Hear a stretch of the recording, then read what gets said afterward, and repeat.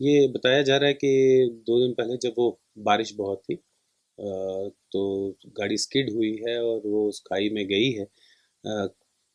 500 metre के लगभग उसकी गहरी वो खाई थी।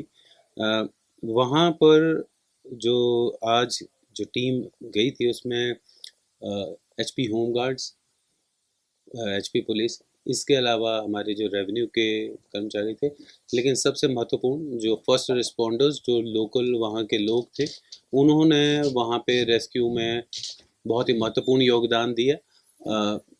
उनके चलते ही खैर जो लोकल टोपोग्राफी होती है उसको लोकल लोग ज़्यादा बेहतर जानते हैं एंड ये अपेक्षित भी होता है बीइंग द फर्स्ट रिस्पॉन्डर कि आप उसमें ये सहायता करें। पर ये जो 8 उसमें लोग थे जिसमें एक ड्राइवर था और 2 अलग-अलग परिवार थे, उनकी बॉडीज़ जो थी वो रिकवर कर ली गई।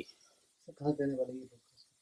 ये इनमें से एक परिवार कर्नाटक का है और एक परिवार छत्तीसगढ़ का है।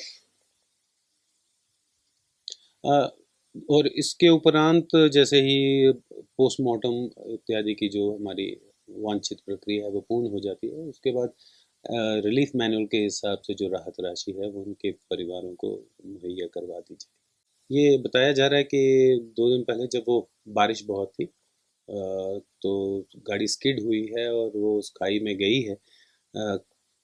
500 मीटर के लगभग उसकी गहरी वो खाई थी।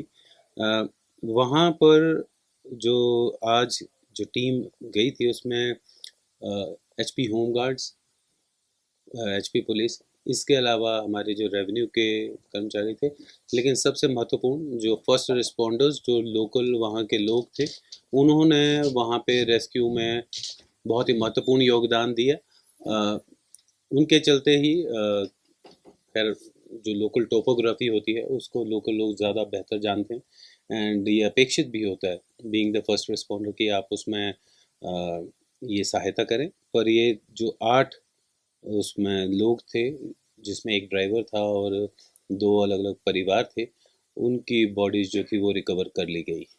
कहाँ से आने वाले ये लोग?